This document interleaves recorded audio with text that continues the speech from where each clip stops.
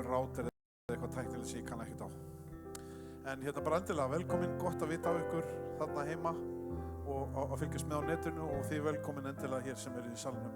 Eigum að rísa á fætur og leggja þessa stund í Drottins hendur, bara stutta bæn. Heilagur Drottinn Jesús, ég þakka þér fyrir að við fáum að koma saman og lyfta upp þínu heilaga nafni, Drottinn. Við viljum lofa þig hér í dag og segja takk fyrir það sem þú gert fyrir okkur, Drottinn, og ert að fara að gera fyrir okkur. Við viljum leggja einn og sérhvern hérna inni, Drottinn, í þínar hendur og þá sem að fylgjast með, Drottinn, á netinu. Við biðjum að þú láti nærveru þína umleika einn og sérhvern, Drottinn, og mæti þörfum eins og sérhvers þegar við lofum þig hér í dag. Í Jesú nafni og allir líður sagði. Amen. Halleluja. Hann stórkostlegur Guð. Má ég heyra amen? Jesus stórkostlegur Guð. Má ég heyra amen? Ég heyri bara í Sibbu. Jesus stórkostlegur Guð. Amen, halleluja. Hann getur snúið öllu við. Hann getur tekið kringustæður sem að virðast ómögulegar og breytt þeim í sigur.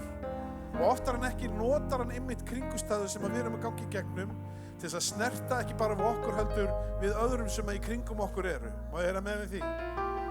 Þannig að í sérhverju kringustæðum sem oft virðast vera erfiðar einhver tækifæri. Má ég heyra með við því? Halleluja. Stundum erfitt að segja já við því því að stundum erum við að gangi í gegnum erfiða kringustæður og ég hef oft gengið í gegnum og ég og mín koni gegnum erfiða kringustæður en þegar maður lítur tilbaka þá alltaf einhver gimsteinn sem hefur komið út úr því. Halleluja. Og hvernig við bregðumst við þeim þegar við leitum til hans að þá aðrir að fylgjast með. Halleluja.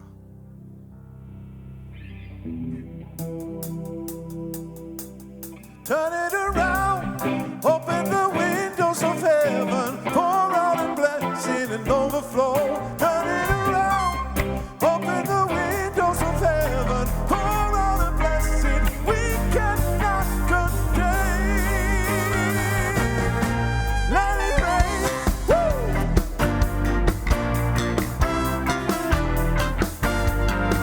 Let it rain.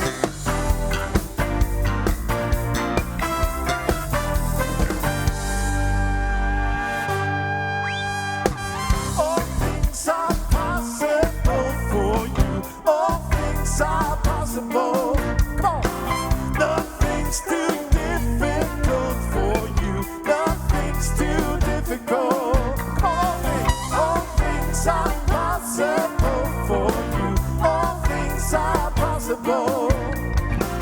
Nothing's too difficult for you. Nothing's too difficult. Ready for change. I'm ready for rain. And I'm ready for favor.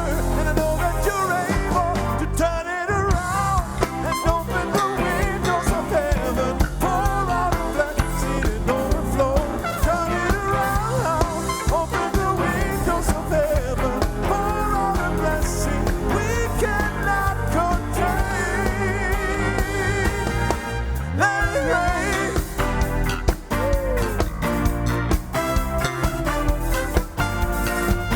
Let it rain.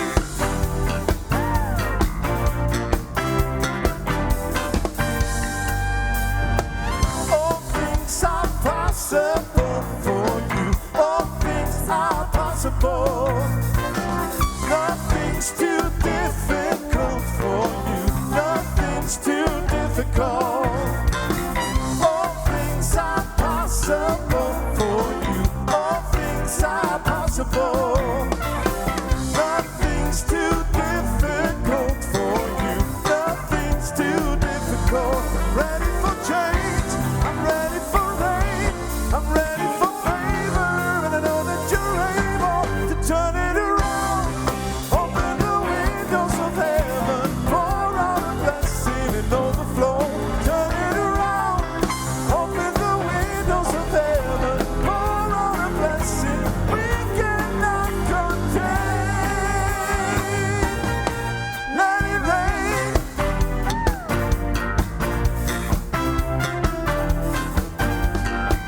Let it rain.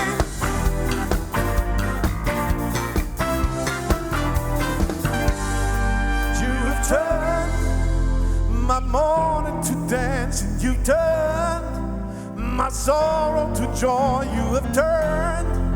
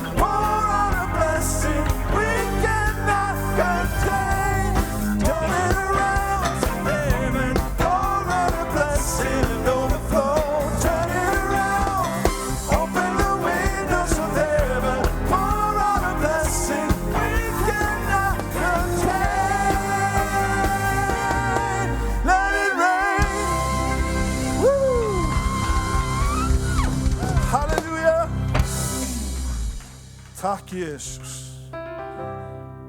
Open the windows of heaven and pour out a blessing and overflow. Turn it around.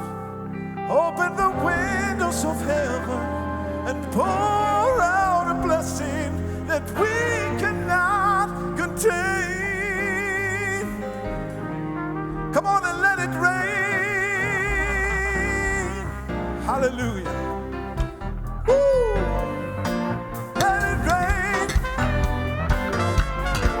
Let it rain. Come on. Let it rain.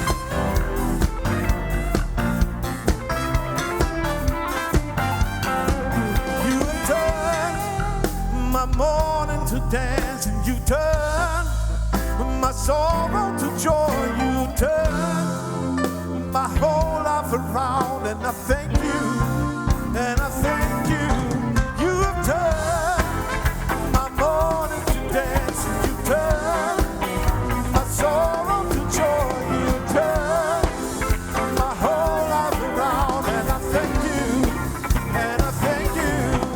You have turned my mourning to dance, and you turn my sorrow to joy. You turn my whole life around, and I thank you, and I thank you. Halleluja. Mér langar að segja, ég var á Brettin í morgun og þá hitti ég gamla vinkonu sem var með okkur í kirkju í gamla daga, og hún var að segja mér frá því, mér var svo gaman, hún var að segja mér frá því, hún var að biðja og hún fekk svona einhverja opinberun á það. Þetta var alltaf orðið svo venjulegt hjá henni. Hún var að segja mér frá því að það var eins og Guð talaði til hennar og segði, við hvern ertu að tala?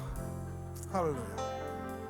Og hún fekk svona sjokk, bara vá, já, vá. Þú veist, bara þessi spurning, ekkert meira, við hvern ertu að tala? Og þetta breytti bæninnar. Halleluja. Þetta breytti lofgjörðinnar. Vegna þess að hún fattaði, já, vá, ég að tala við skapara himins og jarðar. Ég að tala við þann sem skapaði mig, sem frelsaði, sem leysti mig, sem skapaði allt sem við horfum á, allt sem við erum, allt sem við höfum. Má ég heyra með hann? Eigum að hafa það hugfast þegar við gleðjum saman í söng yfir því hvað hann hefur gert fyrir ykkur.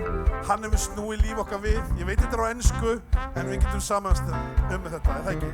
You have turned my mourning to dancing. You turned my sorrow to joy. You have turned my whole life around, and I thank you, and I thank you. You have turned my mourning to dancing. You turned my sorrow to joy. You have turned my whole life around, and I thank you, and I thank you. Turn it around. Open the windows of heaven and pour out a blessing and overflow. Turn it around. Open the windows of heaven, pour out a blessing we cannot contain. Let it rain.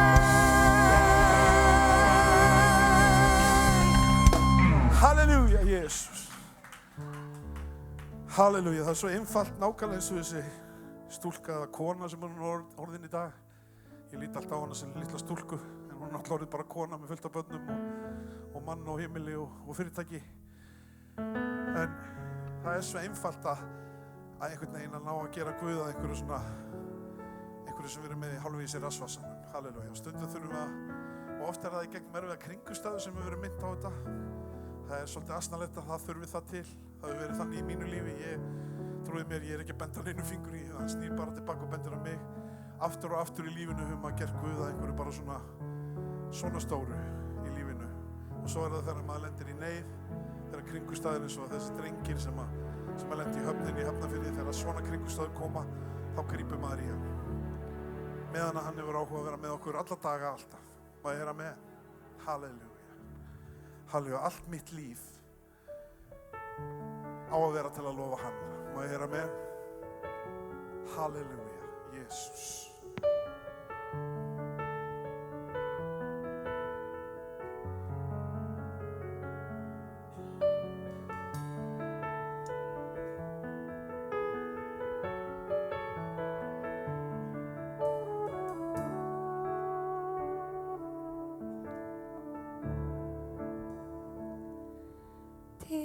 Ást þín veitir fullvissum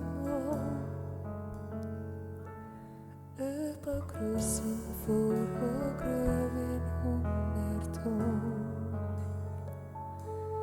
Þar til hugleitt þitt ég lít og náðin færir mig til þín, ég treysti þér.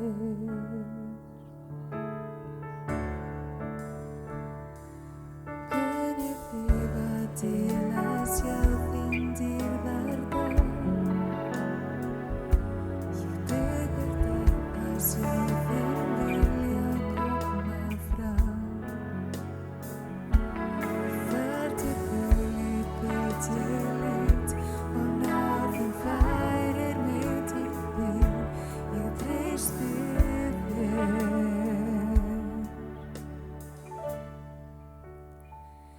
Allt mitt líf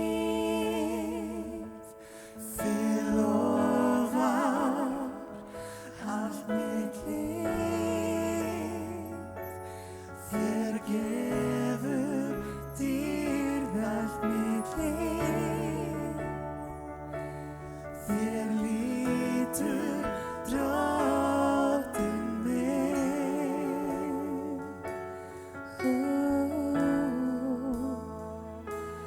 Horfið var til þess að heimurinn til. Það hvíslar hljótt í mínu hjarta veikmyndir. Þar til hugleitt þitt ég lít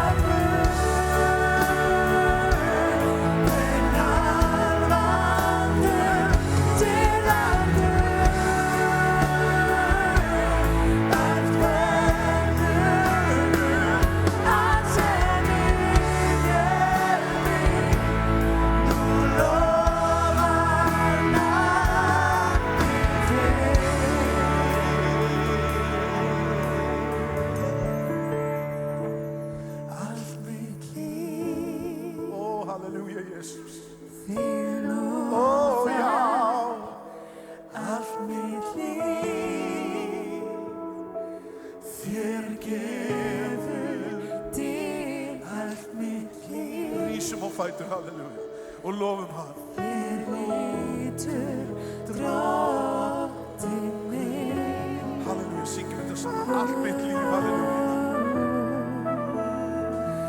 Allt mitt líf, þig lofar. Allt mitt líf, þér gefur til allt mitt líf.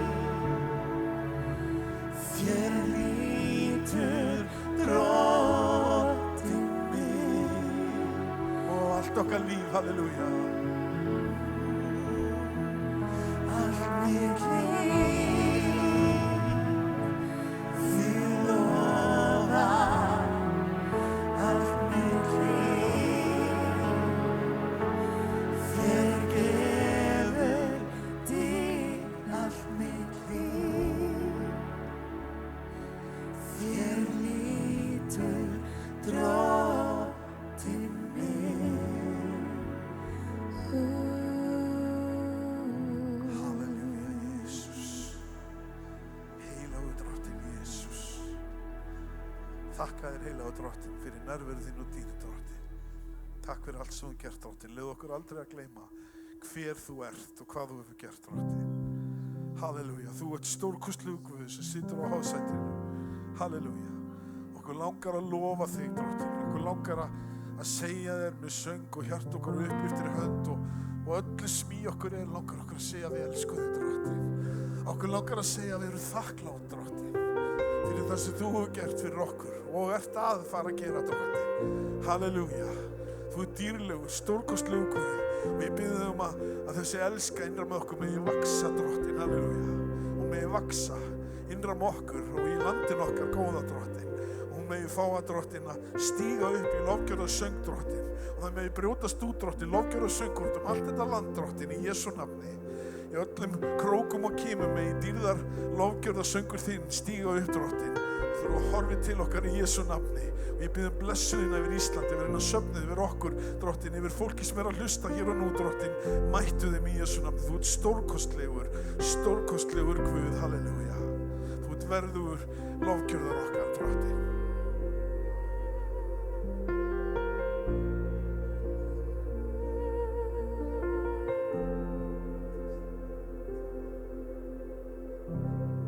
Worthy is the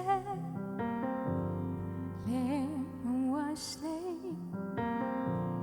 Holy, holy is He. Jesus.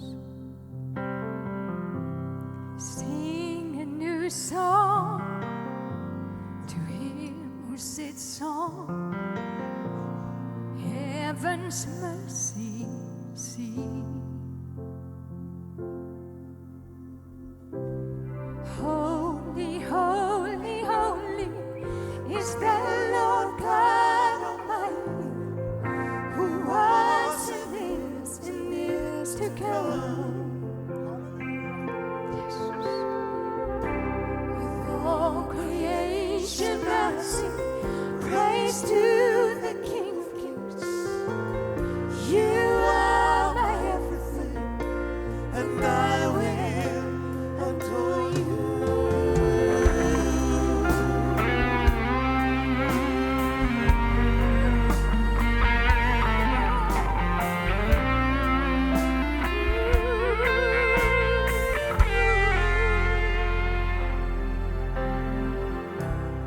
Clothed in rainbows, living colors, flashes of lightning, rolls of thunder. I sing the Lord, the strength and glory and power be to you, the only wise King. Holy, holy, holy is the Lord God Almighty, who was and is to come.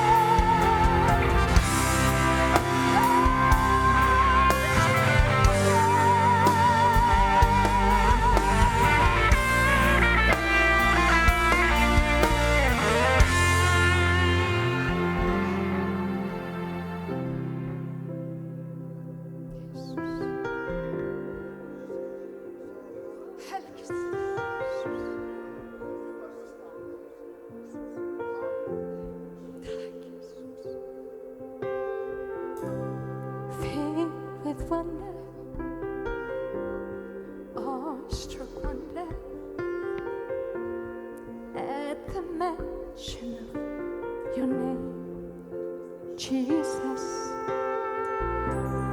Filled with wonder, awestruck wonder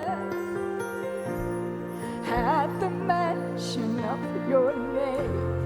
Jesus, hallelujah. Namnet Jesus, filled with wonder, awestruck wonder.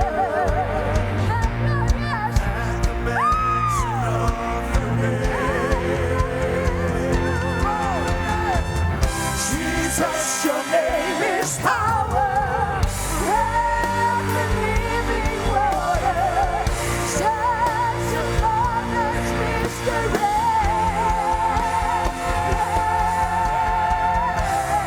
Holy, holy, holy is the Lord God Almighty, who was and is today.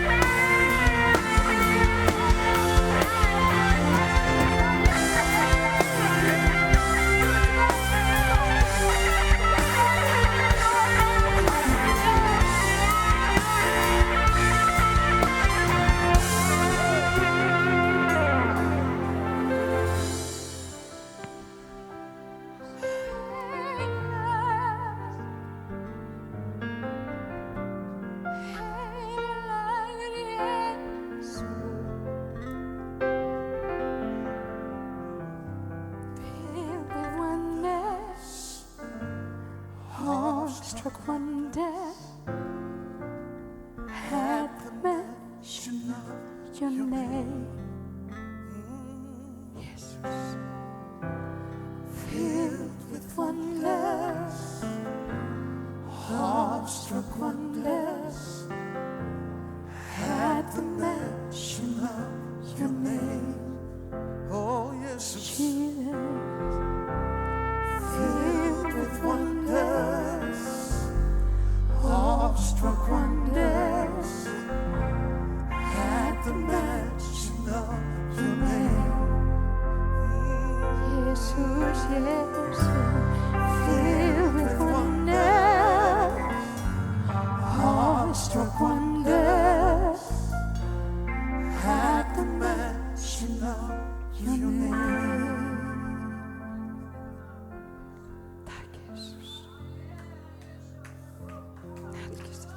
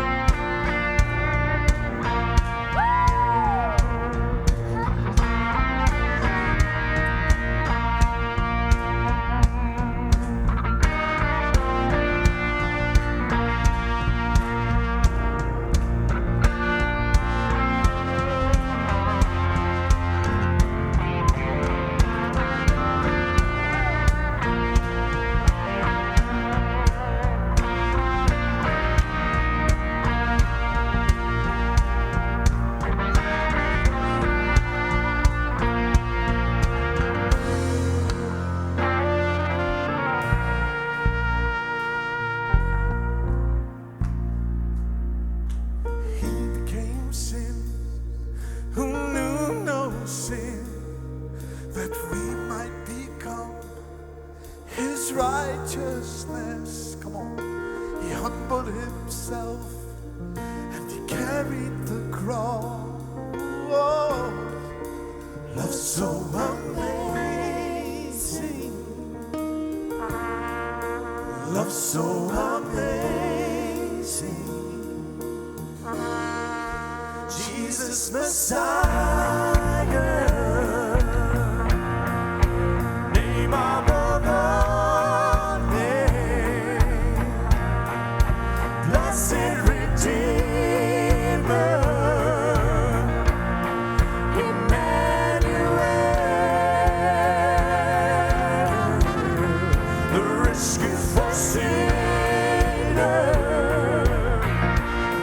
the ransom from Jesus Messiah, Lord of all.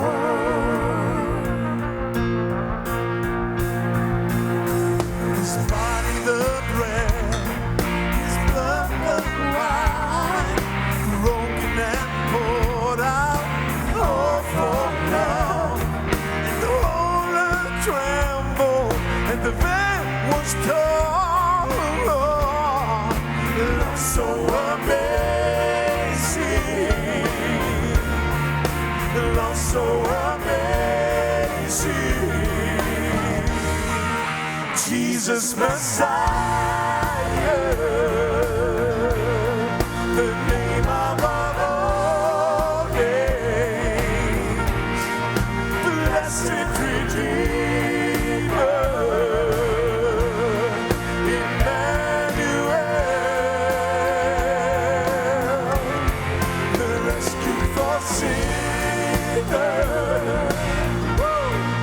the ransom from heaven,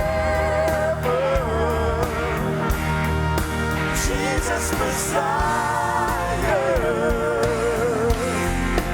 Lord of all.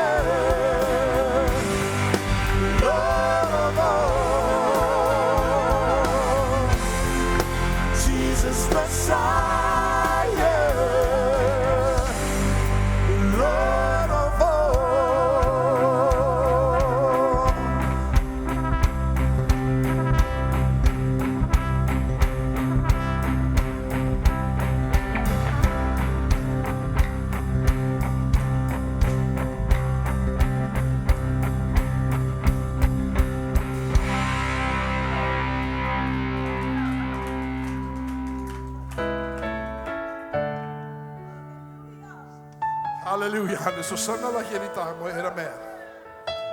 Hann hér í dag, má ég heyra með. Halleluja. Og ég veit að það einhverjir sem heima sem að upplifa og það eitthvað skrítið að gerast þar sem þú stendur, þar sem þú situr. Ég að segja það, þetta heilagur andi sem að snerta við þér og hann kominn til þess að lækna, leysa og kom með kærleika og nýtt upphafinn í þitt líf, má ég heyra með. Og ég bið bara í Jesú nafni að þú takir á móti, að þú opnir faðminn og takir á móti honum hér í dag. Þar sem þú ert bara, þetta er bara spurning að játa það að hann sé drottinn og þá áttu bara hólpinn, má ég heyra með. Þú áttu hólpinn. Bara að segja, já, ég trúi því að Jesús sé sonur Guðs, hann hafi dáið fyrir syndum minni, hann hafi risið upp og hann sé lifandi í dag, ég trúi því og ég játa það og ég vil fylgja honum, þá áttu hólpinn, má ég heyra með. Halleluja. Því að þú ert hér í dag og þú ert að snerta við hér í dag. Halleluja. Þú ert að gera eitthvað nýtt hér í dag. Þú vilt lækna hér í dag, drottinn. Þú mættir ekki bara að því bara, halleluja. Þú mættir vegna þess að þú ert með eitthvað fyrir okkur hér í dag og við erum þakklátt fyrir það, drottinn, halleluja. Og við viljum taka á móti því í Jesú nafni. Við viljum segja já og amen við því, má ég heyra með. Halleluja. Ég vil bara, drottinn, viltu finna þennan stað ennþá meira af dýrðarnærveru þinni, drottinn. Viltu leyfa okkur að finna hversu stór og stórkostlegur þú ert, drottinn. Við viljum lofa þig hér í dag, drottinn. Halleluja. Halleluja. Halleluja. You are here, moving in our midst, and I worship you, and I worship you.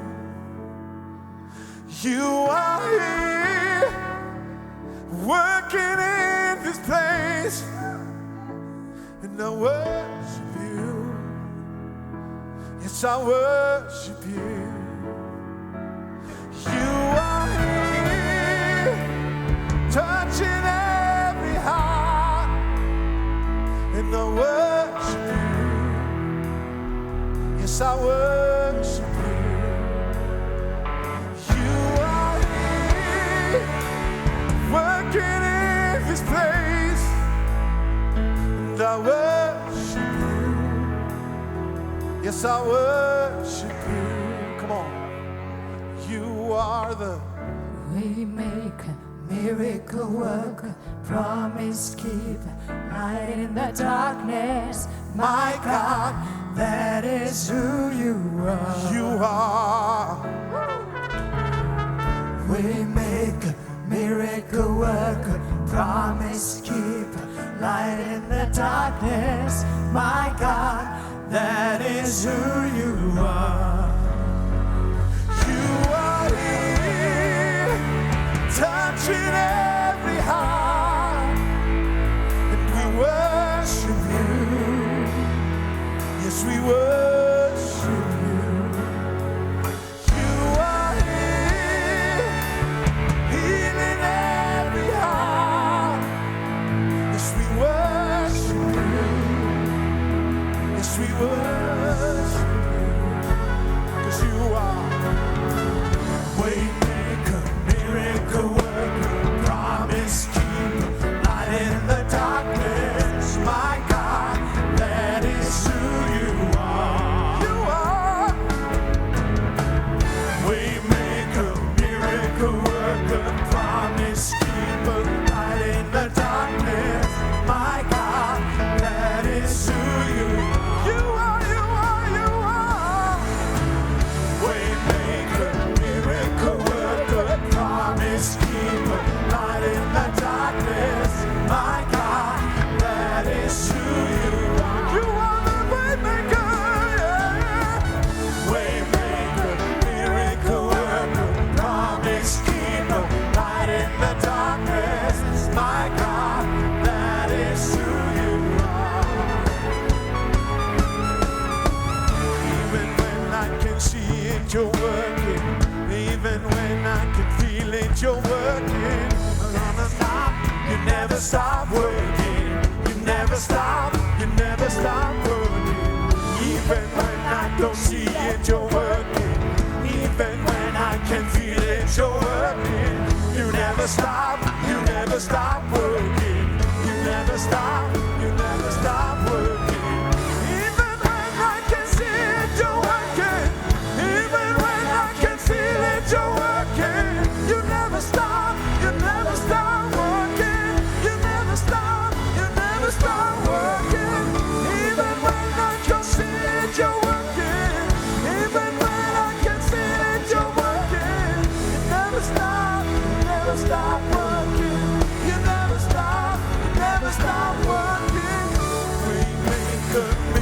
miracle worker, promise keeper, light in the darkness. My God, that is who you are. Waymaker, miracle worker, promise keeper, light in the darkness. My God, that is who you are.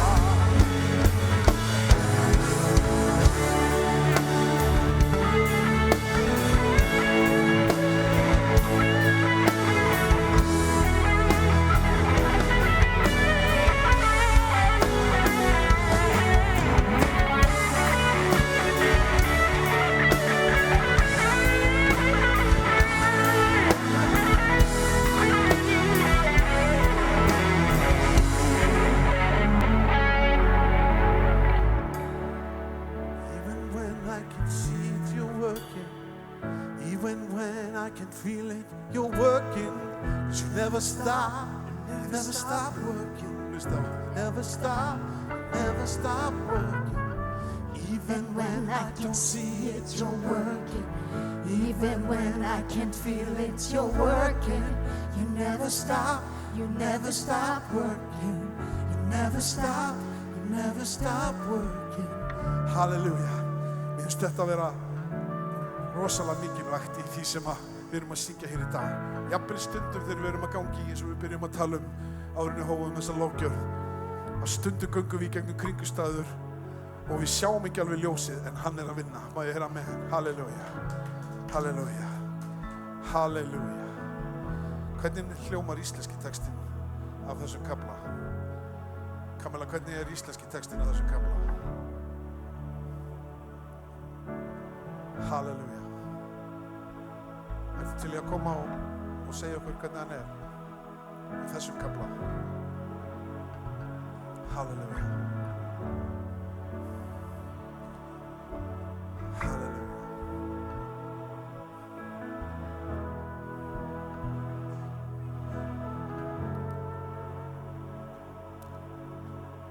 Nafnið þitt þarf að þora að segja þegar dimmir í stað þess að þegja. Nafnið þitt, já nafnið þitt, Jesú. Nafnið þitt, já nafnið þitt, Jesú. Nafnið þitt þarf að þora að segja þegar dimmir í stað þess að þegja. Já nafnið þitt, Jesú. Nafnið þitt, já nafnið þitt, Jesú. Nafnið þitt þarf að þora að segja þegar dimmir í stað þess að þegja. Nafnið þitt, Jesús. Já, nafnið þitt, Jesús. Nafnið þitt þarf að þora að segja þegar dimmir í stað þess að þegja.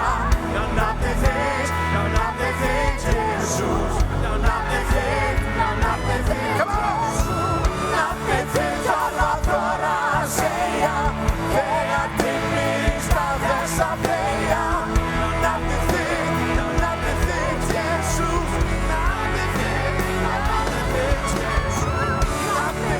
þarf að þora að segja þegar dimmir í stað þess að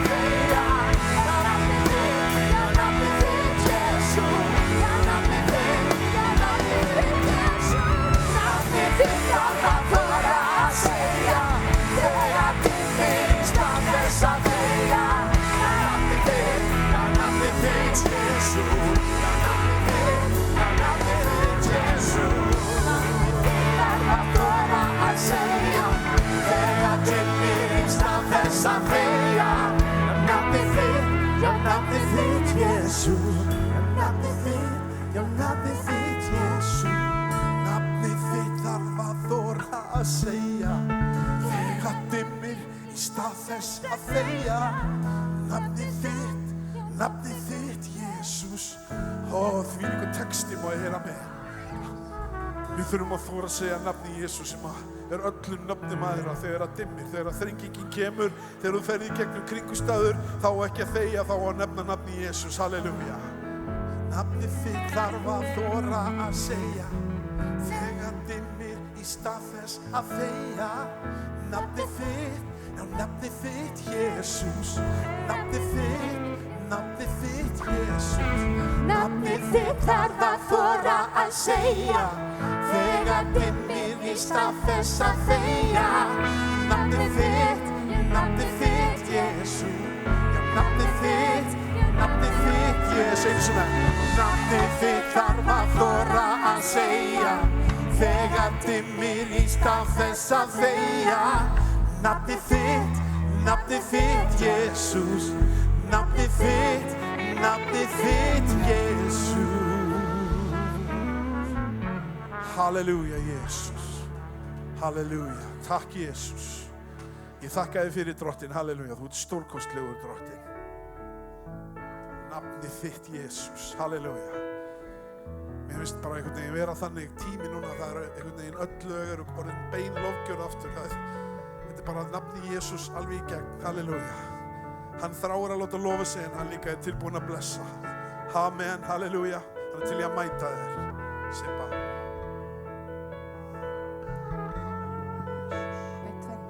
Einn, tveir. Takk, Jesús.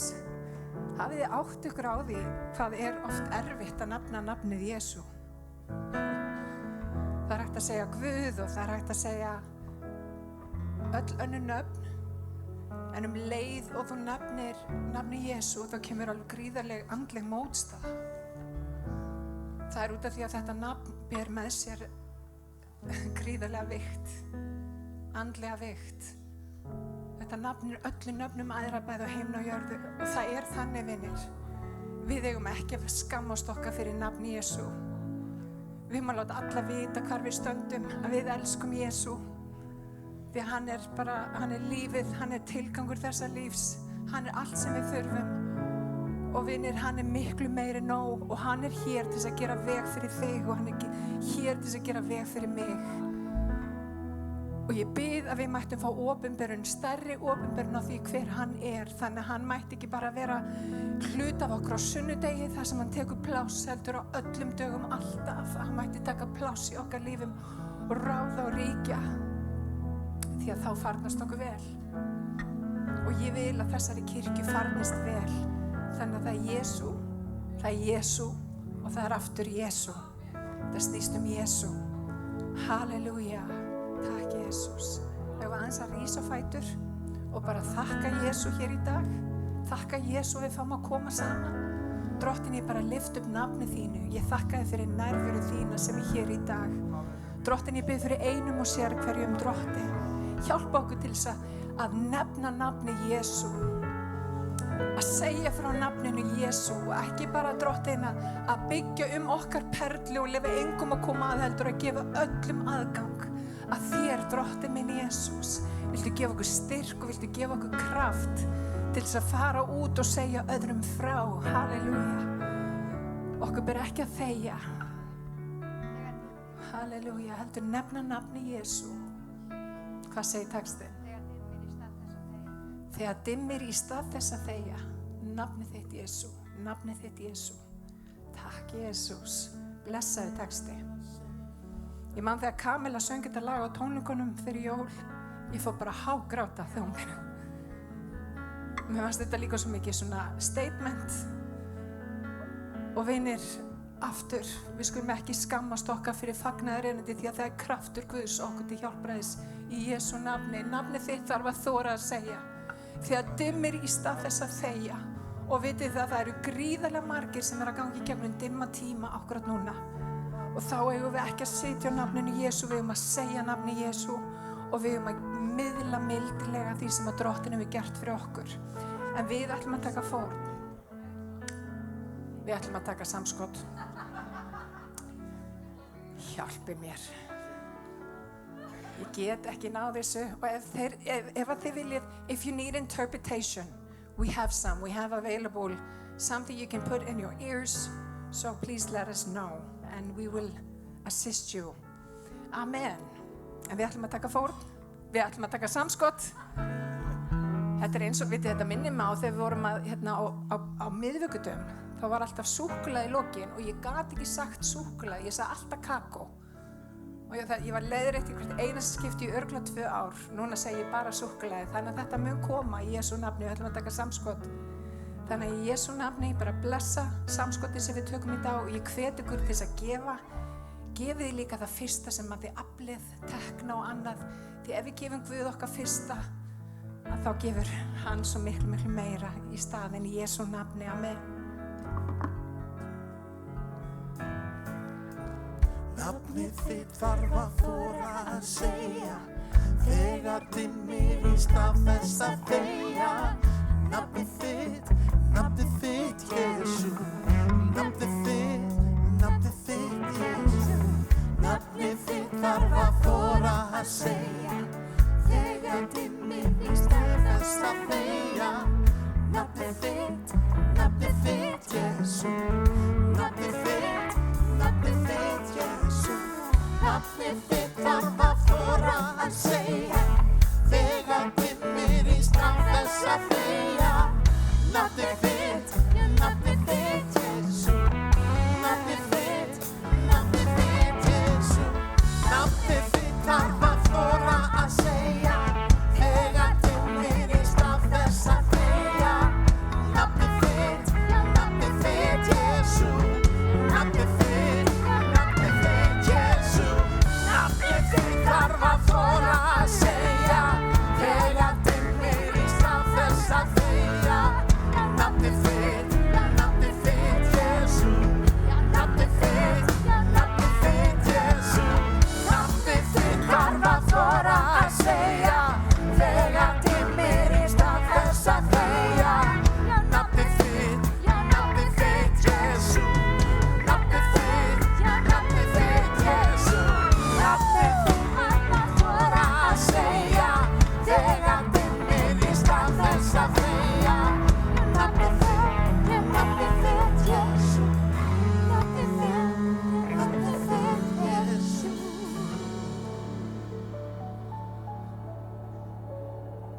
Halleluja.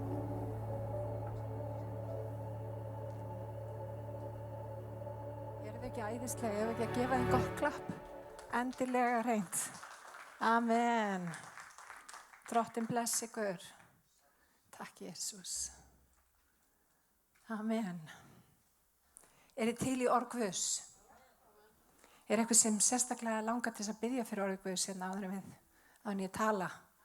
Já, einmitt. Það það sem ég ætlaði að segja. Alli?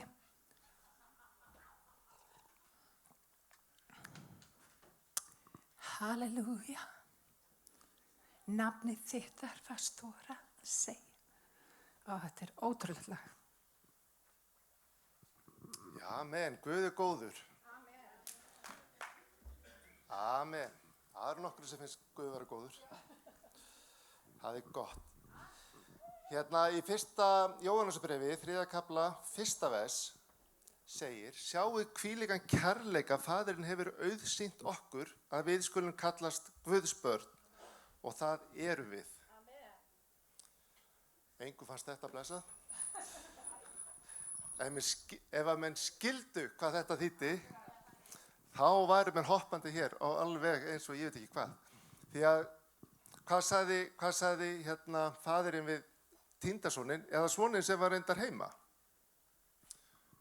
Þegar týndisonur kom tilbaka og hann var svo móðgaður. Já, nákvæmlega.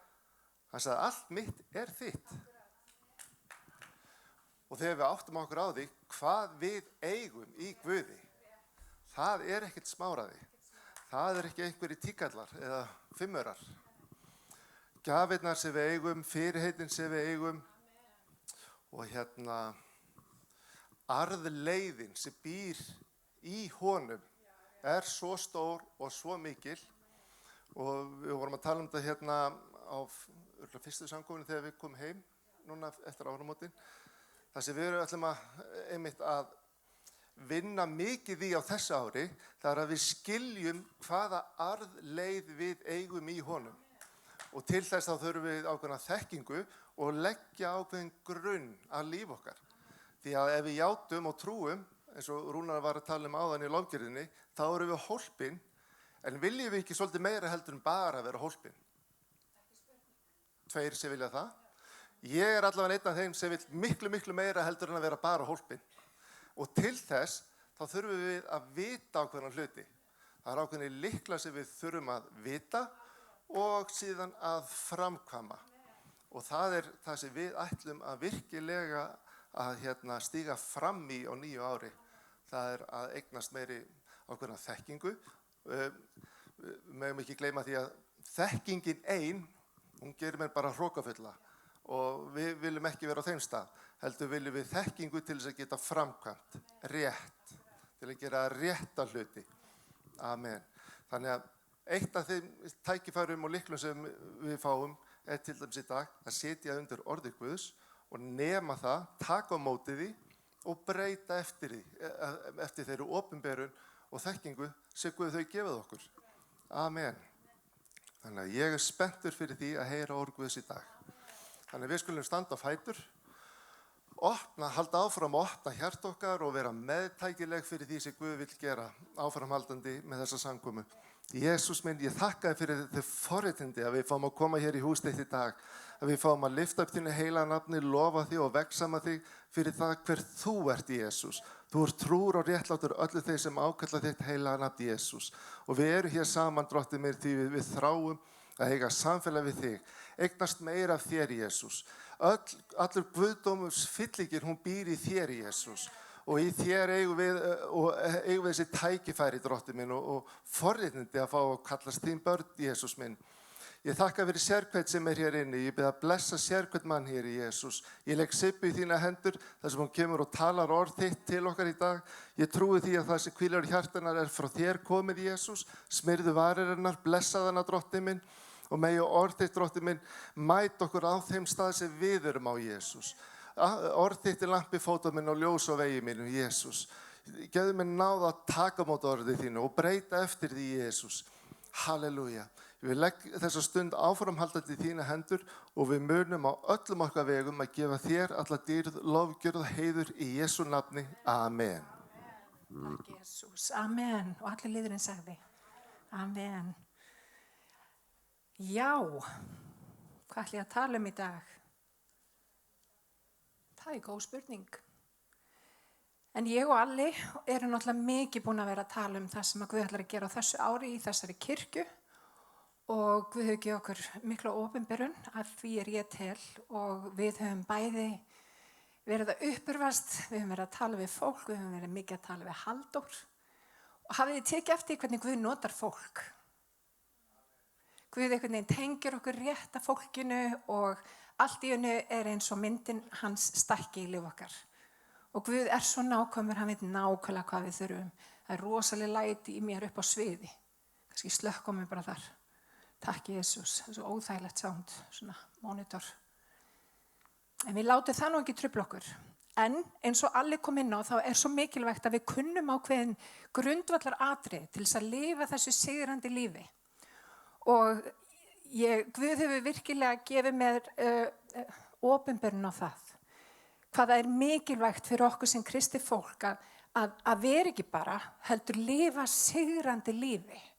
Ekki bara að mæta öllum kringumstæðum og bara svona leyfa lífinu að eiga sér stað, heldur að höndla Guð í öllum kringumstæðum. Má ég heyra amen? Og vitið það er tækifæri í öllum þeim kringumstæðum sem að Guð setur okkur í.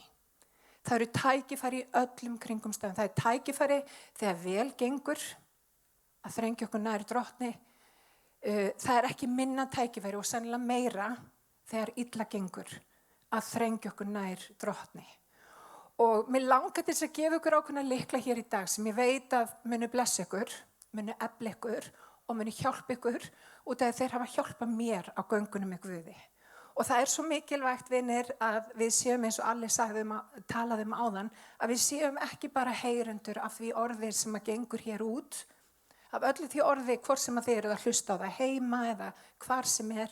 Það er svo mikilvægt að við séum með þennan frjóa jarðveg, að við tökum við orði Guðs, að við leyfum því að plantast í hjart okkar. Og hvað gerum við þegar við plöntum fræinu? Halldór kom inn á það. Við getum ekkert verið að rembast við það að láta plöntuna bera ávöxt. Það gerist það sjálfu sér. En við höfum tækifæri þegar við erum búin að nema orð Guðs að endur nema það. Og það er kallað að hugleiða orð hans á hverjum einasta degi. Þannig að þegar við mætum kringumstæðunum, þá er svo mikilvægt að við leyfum Drottni að vera með í öllum kringumstæðum og ég heyra amen. Og það er það sem ég vil að við náum. Ekki bara fyrir þetta ár, heldur fyrir líf okkar allt. Því ég trúi því ef að við förum að stíga fram með þá þekkingu sem að Guð hefur gefið okkur, þá munum við sjá alls konar hluti eiga sér stað í líf okkar. Og ekki bara í líf okkar. Við verum eins og bikar sem að flæðir yfir. Það er bara þannig. Þegar við höndlum Drottinn og við förum að gera vilja hans, að þá allt í einu fer líf okkar að breytast og fólk fer að dragast að ávöxtunum sem við höfum í okkar lífi. Og það skiptir svo miklu máli. Mér langar til þess að fara með ykkur í frásögn og nú sé ég ekki einu svona frásögnin á þetta því að ég er ekki með gleraugu mín. Er eitthvað með gleraugu sem að þeir geta mögulega lána mér? Takk fyrir, já systir. Hún ætlar að pússa þau. Veit ekki alveg hvað ég var að spá en ég gleymdi gleraugunum en þá fæ ég bara smá hjálp. Og mér langar til þess að byrja að fara hérna í aðra krónikbók, 19. kafla. Og hérna stendur, sagan segir af konungum nokkrum sem heitir Jósafat, bara þannig að við áttum okkur á hvað við erum að fara inn í, hvað við erum að tala um, hvað ég er að tala um. Þetta er sagan af Jósafat konungi. Og hann var búinn að gera ýmislegt sem var bara ofboðslega gott í augum Drottins. Hann var búinn að koma á reglu í ríkinu, hann var búinn að setja dómara, réttláta dómara, hann var búinn að minna fólkið á dómarna sem hann valdi, hvað væri mikilvægt að þeir myndu dæma rétt og vel. Og það var komið skipulag og það var komið farsæld í Júdeu þar sem hann ríkti sem konungur. Og Guð var blessaður, Guð var ánægður með hann. Í kafla þessum sem ég ætla að fara, þá var allt í einu staðan orðin allt önnur. Og er það ekki stundið þannig?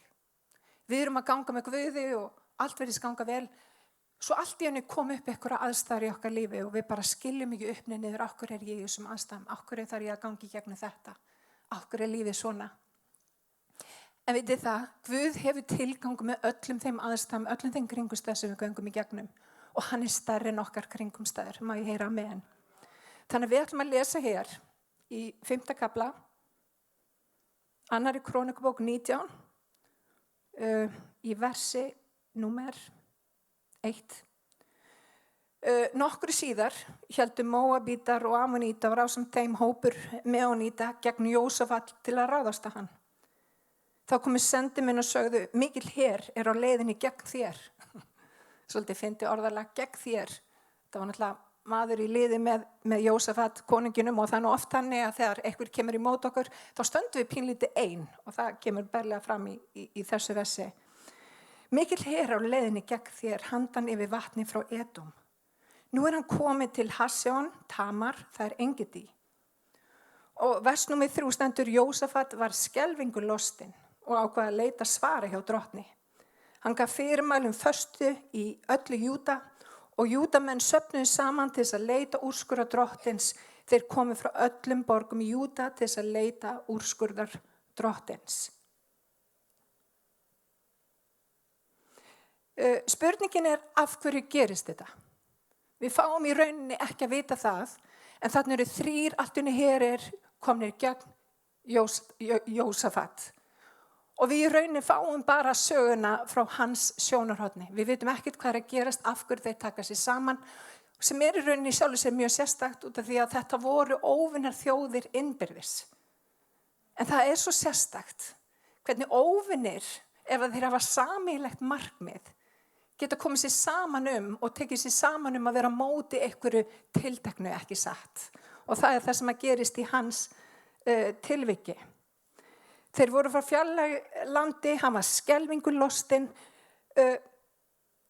og hvað gerir Jósafat? Hann fyrirskipar föstu í landinu.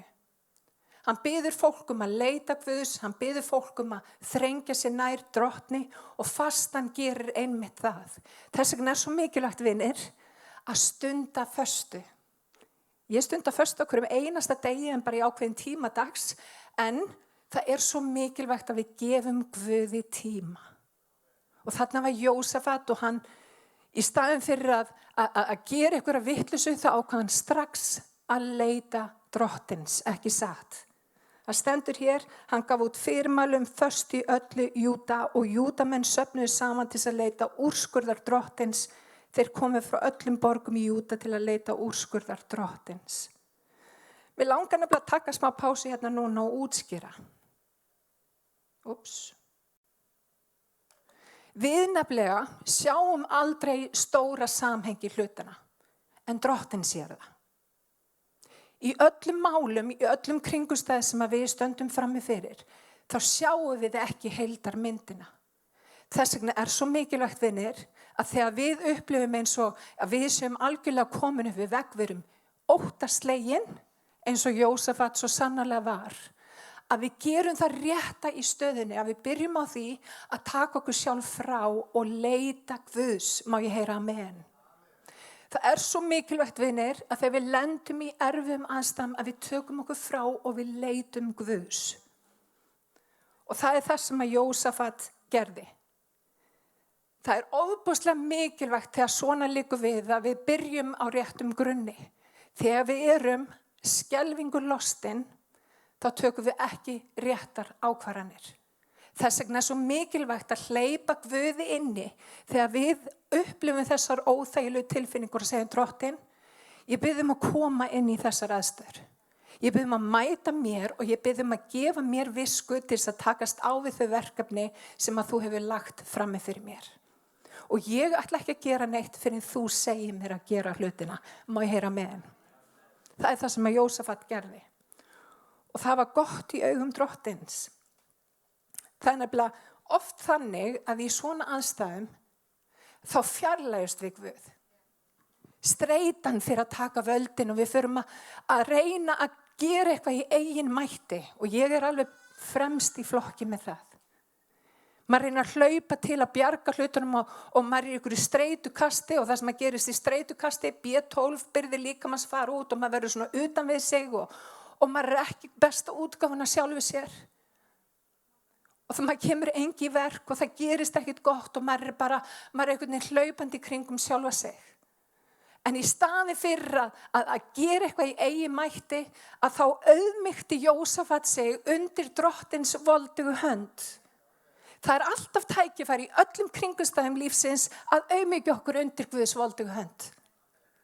Og sérstaklega þegar eitthvað kemur í gegn okkur. Og vinir, lífið bara einfaldlega þannig, það alltaf eitthvað sem að mun koma á móti. Það alltaf eitthvað sem að mun reyna á okkur með einhverjum hætti. Og vitið það eðlileg viðbrögð að upplifa ótta.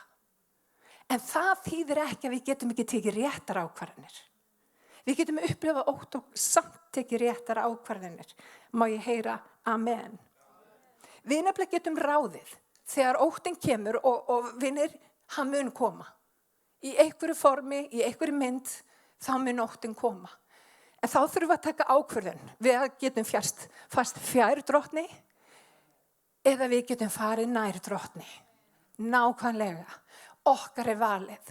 Og vinir, það svo mikilvægt að þegar við stöndum frammi fyrir valið, þegar óttinn bankar á, þegar eitthvað kemur í gegn okkur sem við ráðum ekki við, að við byrjum á því að auðmýkja okkur undir drottins voldugu hönd og biðja hann leiðsögn. Má ég heyra með henn? Og vinir, það sennilega aldrei eins mikilvægt og það sennilega aldrei eins aðkallandi eins og einmitt þegar illa gengur. Og það það sem að Jósafat gerði og drottin heiðraði það. Halleluja. John Wayne sagði nefnilega einu sinni að óttinn, já, einmitt, svo gott að kvóta hann.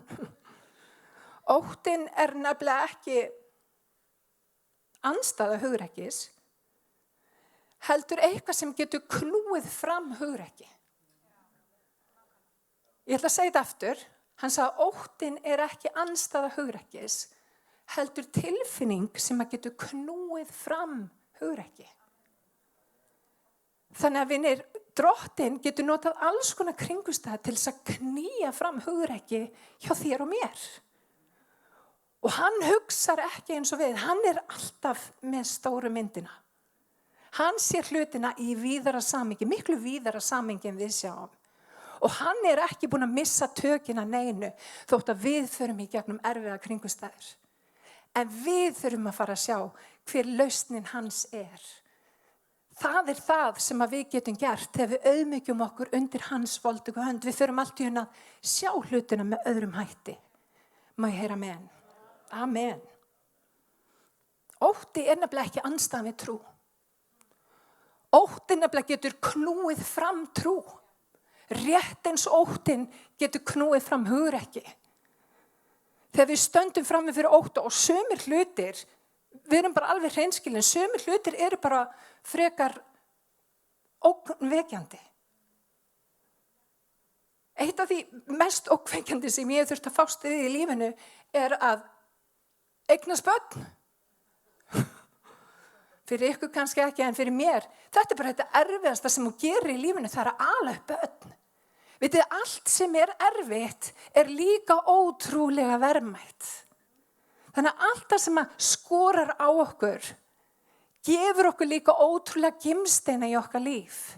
Þetta það sem skiptir okkur mestu máli í lífinu. Þannig að þegar við upplifum ótta, þá það tækifæri til að stíga fram í hugrekki og í trú, í Jesú nafni.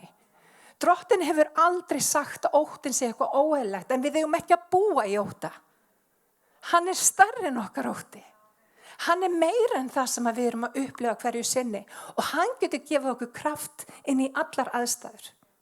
Og þannig Jósafat og hann upplifir sig algjörlega vonlausan í þessum kringumstæðum og hann veit ekki hvað hann skal gera. Og mér langar að lesa áfram í þessum versum.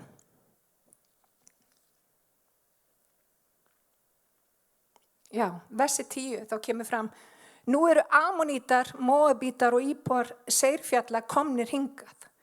Þú leyfðir Ísraelsmenn ekki að fara inn í land þeirra þegar þeir komu frá Egyptalandi, heldur sneiddu þeir hjá þeim og eyddu þeim ekki. En nú launa þeir fyrir sig með því að koma hingað til þess að hrekja oss af eign þinni sem að þú hefur gefið oss. Mun þú, Guð, ekki dæma þá? Við erum aflvana gegn þessum volduga her sem heldur gegn oss. Við vitum ekki hvað við getum gert, þess vegna beinum við sjónum vorum til þín. Og þetta athyglisvert. Þetta mjög athyglisvert. Þarna í rauninni Jósafat að segja bara drottni nákvæmlega frá hvernig honum líður. Hann segir: Drottin, þú lést okkur miskunna þeim fyrir ekki svo löngu síðan og við höfum getað eytt þeim, en nú erum við komin og þeir koma gegn okkur. Við höldum oft á tíðum ef við erum algjörlega hreinskil við drottin með því að segja honum hvernig hann í rauninni bara að röfla, hann í rauninni bara kvart í Guði, hann í rauninni bara að segja honum: Drottin, ég bara skilði ekki, hvað varst eiginlega að spá? Og drottin getur höndlað það þegar við erum bara að röfla og við segjum við hann: Drottin, hvað ert að spá? Hvað málið? Hvernig stendur, ertu búin að yfirgefa mig? Ertu búin að yfirgefa mig? Ég hef spurt á nokkur sem að þessu: Ertu búin að yfirgefa mig? Ertu bara búin að gleyma mér? En vitið það, drottin alveg saman það. Hann þráir að við séum allavega í sannleika. En það sem hann segir hérna í lokin, og það það sem ég vil benda ykkur á, það einmitt lausnin. Og það stendur hér: Vér beinum sjónum vorum til þín. Vér beinum sjónum vorum til þín. Hann búinn að vera að segja hvernig honum líður. Hann upplifir eins og að Guð hafi með einhverjum hætti svikið hann, en við beinum samt sjónum vorum til þín, segir hann. Og vinir, við þurfum einmitt að gera það. Þegar við erum í einhverju svona aðstæðu, það allt í lagi að segja drottni hvernig okkur líður, af hverju okkur líður svona, en síðan þurfum við að segja: En við beinum sjónum vorum til þín. Drottin, ég ætla ekki að horfa þessa kringumstæður út af því ég veit að þú ert með einhver svör sem að ég ekki sé. Þannig ég ætla að beina sjónum voru til þín. Má ég heyra amen? Halleluja. Og það eru nokkur atriði í þessu sem mig langar til þess að benda ykkur á. Nú ég alveg búin að ruglast þetta. Bittu nú við. Já. Það þessi bæn sem að Jósafat biður. Og mér langar til þess að fara með okkur inn í versi 5, við erum að fara aftur tilbaka. Jósafat gekk fram fyrir söfni Júdamanna og Jerúsalem búa í húsi drottins blast þá við 9 forgarurum fyrir honum. Hann bað, drottin Guð feðra vorra, ert þú ekki Guð á himnum og ríkir þú ekki yfir öllum konungsríkum þjóðana? Máttur og megin eru í hendi þinni og enginn getur veitt þér viðnám. Sviptir þú Guð vor ekki fyrri íbúa þessa lands landi sínu vegna líðstins Ísrael? Gafstu það ekki niðjum Abrahams vinar þíns til ævinlegar eignar? Þeir settust þar að, reistu nafni þínu helgidóm og sögðu, ef böl kemur yfir oss sverð, flóð, drepsótt og hungursneið, munum við ganga fram fyrir þetta hús og fram fyrir auglið þitt, því að nafn þitt býr í þessu húsi. Við munum hrópa til þín í neyðvorri og þú munt bænheyra og hjálpa okkur. Og það margt í þessari bæn sem ég langar til þess að nefna, en það eru aðalega 3 atriði sem ég langar til þess að beina sjónum ykkar að. Fyrst vinátta, hann vísar í vináttu Abrahams við Guð. Og vinir, við þurfum að átta okkur á því á þeim tímum sem við lifum á, að við þurfum að vera vinir Guðs. Við þurfum að vera vinir Jesú. Og vinir eru einhverjir sem að þekkjast, ekki satt. Ég veit ekki með ykkur en ég vil vera nálagt mínum vinum. Ég elska vini mína. Og vitið það, þegar maður elskar, ég til dæmis elska alla, þegar ég elska, þá vill ég vera nálagt viðkomandi. Ég vil hafa hann sem mestinn í lífi mínu. Og það sem að líka gerist, þegar vináttan á sér staða, þá kemur þessi djúpa tenging. Ástin verður dýpri. Hún verður dýpri, hún gefur meira. Og vinir, við þurfum að leyfa Guði að vera vinur okkar. Á hverjum einasta degi þá þurfum við að hleypa honum inn í aðstæður okkar og vera vinir hans. Og hvað þýðir að vera vinur drottins? Við þurfum að tala við hann. Við þurfum að gera eins og Jósafat gerði, við þurfum að segja honum frá hvernig okkur líður, en við þurfum líka að gefa honum tækifæri til þess að tala til okkar. Og ég einu sinni skilgreindi bæn þannig að það var mitt eintal við Guð. En ég fann að skilja alltaf betur og betur að það skipti gríðarlega miklu máli að ég gef Guði tækifæri til þess að tala inn í mitt líf. Og ég geri það oft á tíðum með því að hugleiða. Þá leyfi ég Guði að tala til mín. Og vinir, við þurfum að heyra frá Guði. Það svo margt í umhverju okkur sem að tekur athygli okkar. Það alltaf eitthvað sem að reynir að grípa athygli okkar og þess vegna þurfum við að vera markviss í því að gefa Guði tíma. Má ég heyra amen? Þannig að gefum Guði tíma. Ekki segjast alltaf að gefa Guði tíma, gefum honum tíma. Þegar við vöknum á morgnana í staðinn fyrir að hendast á fætur, gefum Guði tíma og segjum drottin, ég bara legg þennan dag í þínar hendur. Ég legg líf mitt í þínar hendur. Ég vil að þú gangir með mér þennan dag og þú sért með mér. Ég vil ekkert annað en þig. Ég vil fyrst og síðast að þú stjórnir lífi mínu. Og vitið það, þegar við opnum dyrnar fyrir drottni, hann mun aldrei reiðjast inn í lífið þitt. Hann mun aldrei taka yfir lífið þitt og fara að stjórna og stýra nema þú gefur stýrið eftir. Og það nákvæmlega það sem að Jósafat gerir í þessum versum. Hann að gefa stýrið eftir. Hann að minna drottin á hver hann er. Og hann að segja drottin, ég ekki neitt en þú ert allt. Og ég bið þig, drottin, sem ert vinur. Hann vísar í hann sem vin og biður hann um að hlutast til þessi mál. Númer 2 tími. Tími, vinir. Gefum Guði tíma. Það þarf ekkert að vera eitthvað formlegt þegar við eigum bænastund með drottin. Ég á mína bestu bænastundir í bílnum. Ég elska að tala við Guð út af því hugur minn einhvern veginn þegar ég sé náttúruna og eitthvað svona þá fyrir hugur minn á flug og ég fyrir að tala við Guð og eiga þetta persónulega samband við Guð. Hvar sem ég gefum Guði tíma. Þú ert í bónus og þú lendir upp á kant við fólk segir bara drottin, ég ætla bara að gefa þér tíma, ég ætla bara að vera róleg hérna. Ég oft tala við drottin bara í huga mínu, hvar sem bónus í ræktinni, hvar sem gefum Guði tíma. Leifum honum að vera hluti af líf okkar og finnum það hvernig við eflumst bæði á göngunum með Guði og líka bara á göngu okkar með öðrum einstaklingum. Tími. Því meiri tíma sem að ég eyði með alla, því betur átta ég má hvernig allir virkar. Vá, nú ég farin að tala hann eins og tölvu. Það bara on og off takki og mute og...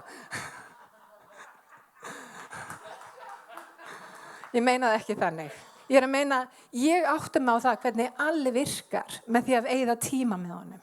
Ég fatta hvað honum finnst fyndið, hvað honum finnst ekki fyndið, hvað honum finnst gott, hvað honum finnst ekki svo gott. Hvernig allir og það oft talað það, vinir, með hjón sem eru samrýnd eins og ég og Alli. Það talað það að þau fá hjónasvip. Hafið ekki heyrt þetta? Hjónasvipi með ykkur. Það út af því að þið farið að líkjast. Og ef við erum mikið með drottni Jesú, ef hann áhrifvaldur í okkar lífi, þá fyrir við að líkjast honum. Það það sem gerist. Þegar við eyðum tíma með drottni, þá fyrir við að líkjast honum. Þannig að tími, númer 1, vinátta. Númer 2, tími.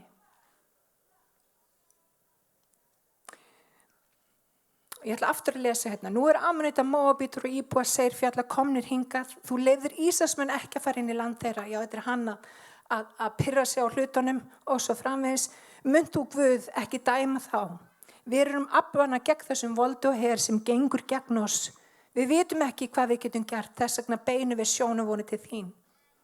Og þannig það þriðja sem mig langar til að nefna í þessu samhengi. Það fókus. Alltaf þegar við ætlum að ná okkur árangri þá þurfum við að setja fókus í málið. Og þarna setur hann fókusin á réttan aðila og hann setur fókusin á drottin. Og vinni það lykilatriði ef við ætlum að lifa sigrandi lífi að hafa fókusin okkar réttan og horfa á drottin. Má ég heyra með hann. Þannig að þetta það sem hann gerir. Hann setur fókusin á drottin.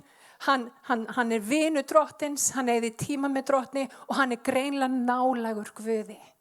Og Guð heyrir hrópið hans, hann heyrir bænans og hann svarar honum með stórkostlegum hætti.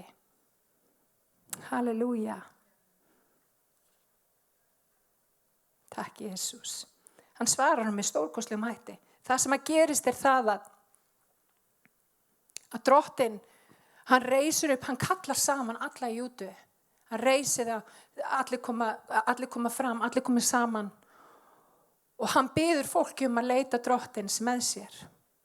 Og það kemur spámaður fram og hann fyrir að tala orð drottins út með spámanlegum hætti. Og ég ætla að lesa spádóminn sem hann kom með. Já.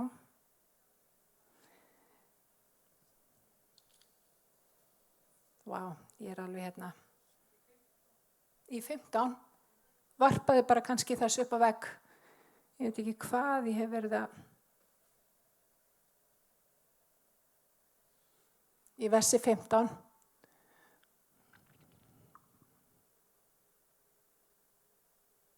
Nei. Amen.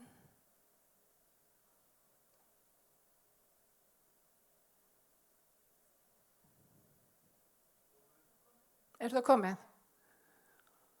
Já, og hann mælti hlýða á allir Júda menn og Jerúsalem búar og þú Jósafat konungur. Svo segir drottin við yður. Hræðist eiginni skelfist fyrir þessum mikla mannfjölda. Því að eigi yður búinn bardaginn heldur drottin. Farið í móti þeim á morgun. Þeir munu halda upp á sístíginn og þér munu mæta þeim í dalbotninum austan við Jerúel eyðimörk. Hvað stendur síðan næst?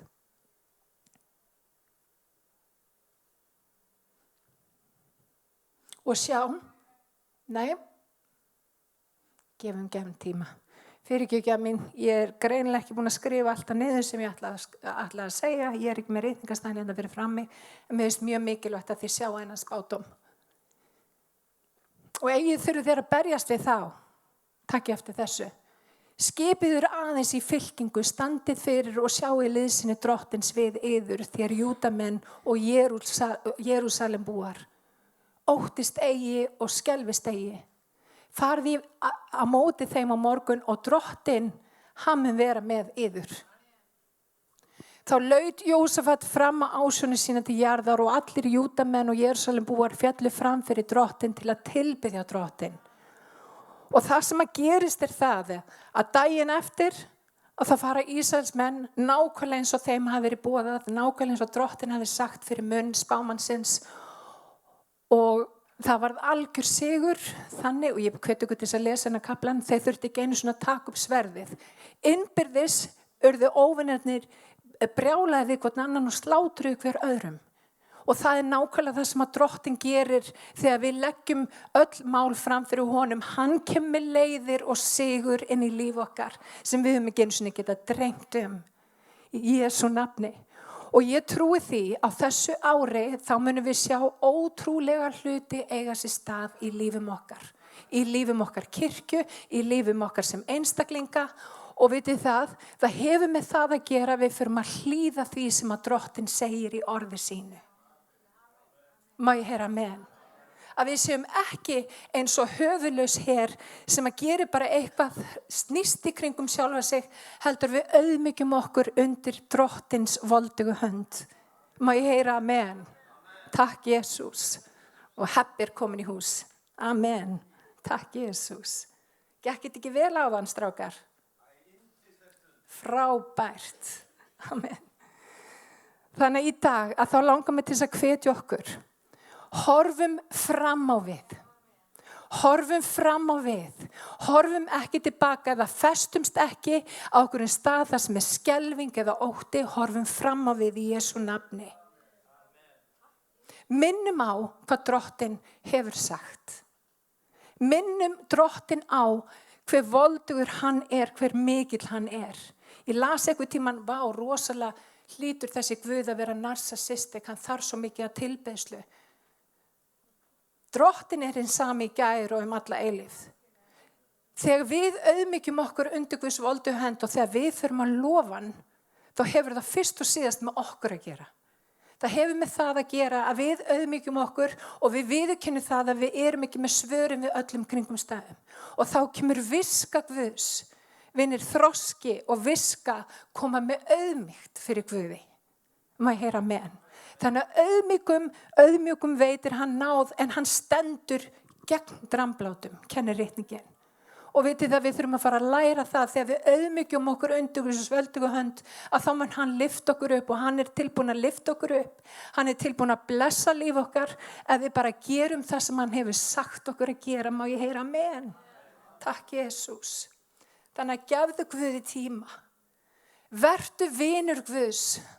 Og fókusur á það sem skiptir máli í aðstæðunum. Fókusað á drottin, ekki á stærð erfiðleikana. Það sem að gerist ef við fókusurum á drottin, þá fara erfiðleikarnir risarnir að verða eins og engisprettur. Og allt í einu fyrir að sjá möguleiki í kringumstæðunum sem við höfum ekki séð áður. Vinir, þegar við fókusurum á drottin og þegar við hættum að fókusura á líf okkar, þá minnka erfiðleikarnir. Og hann hefur lofað okkur í orði sínu, hann mun eigi að eilífu láta réttláta mann vera valtan á fótum. Og þegar við tilbiðum Guð með þessum hætti og við förum að lofa hann í anda og sannleika og þegar við erum hér og erum að tilbiðja drottin á samkomum, þá það eins konar æfing fyrir lífið. Við eigum nefnilega alltaf að vera að lofa drottin, við eigum alltaf að vera að lyfta upp nafni drottins í öllum kringum staðum.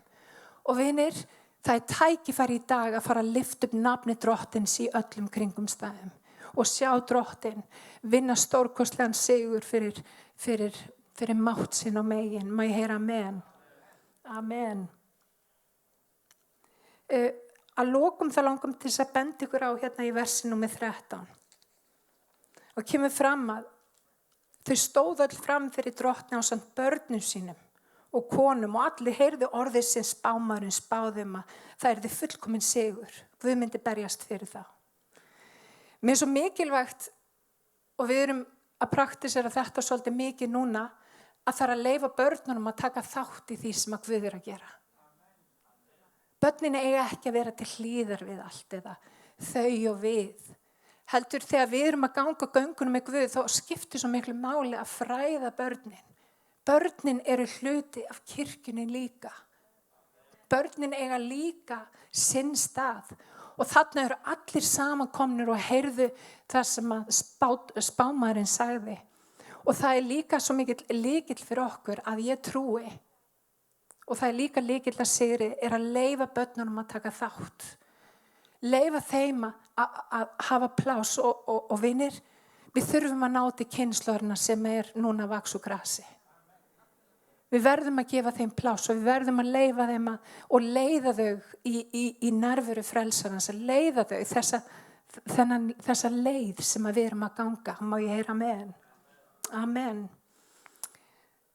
Þannig að ég eigum ekki bara að rísa á fætur. Amen.